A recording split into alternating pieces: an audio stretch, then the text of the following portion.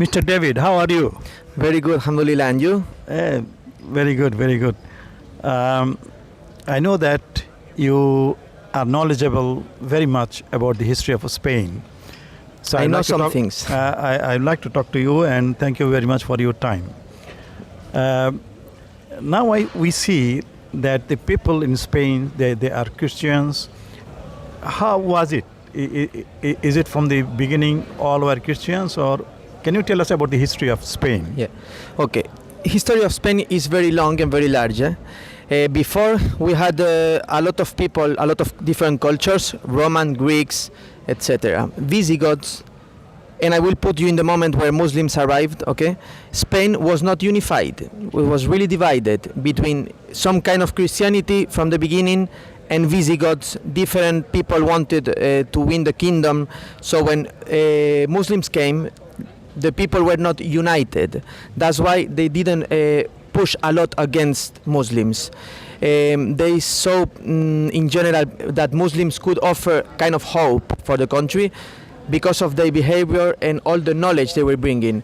Don't forget the fact that only Musa at the beginning came to Spain with 16,000 people only. 16,000 soldiers are not enough to conquer in some month half of country almost. Right. So why was this? Because people were not fighting a lot against. They were thinking, let's see how these people will act. Maybe they offer something new, something better. And that's how it started. And that's why it lasts so long, because they were offering some things. So they were converted to Islam not by force. Of course not. Well, but by the behavior of the Muslims, and they brought knowledge and many good things, and their behavior was good, and they honor people, something like this, right?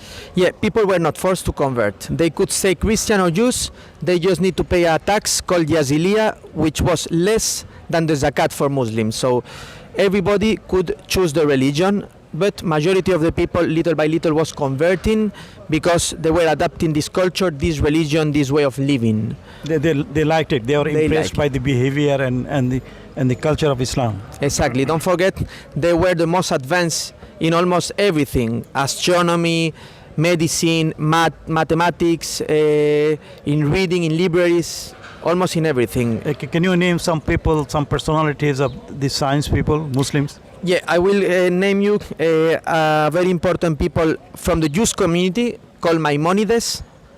That was also another one that is Averroes. Well, people from that period were not focusing only in one thing. This was the incredible part. They were doctors more than one thing at the same time, because they were really focusing on science and using the religion to improve in science, not fighting if we need to develop or not. They were focusing in advancing. That's why we have strong personalities, and the Abdurrahman first, second, or all the dynasty, in the court they were working with the best people, not only with Muslims. We had Christians or Jews that were hand by hand with Muslims government. There were unity, and people were impressed by the behavior of the Muslims. Exactly. So they converted to Islam. It's not converted, it's reverted, because the people are born as a Muslim, and their parents, they make them to other religion, and they come back. When they come back to Islam, it's reverting. Okay. So the reversion to Islam was sort of without force. No force, exactly. How many? What was the percentage of Muslims in Spain that time? We couldn't say a fixed percentage, but big majority of people was Muslim. At the beginning, it was 800 years of Muslims being here. Different steps. 50% or 60%? More than 90%. More than 90% Muslims. But we cannot say, because it's not a fixed thing. They were not controlling same kind of territory all the time. Different steps in the period of Al-Andalus. So when I say 90%, it's 90% in the territory that was belonging to the Muslims, because little by little they were losing territory. And this is another part of the thing. We maybe in another question we can speak about the reasons why they were defeated. How come there are so many Muslims who are here? People were impressed by Islam. They lost their country to other religion? How come?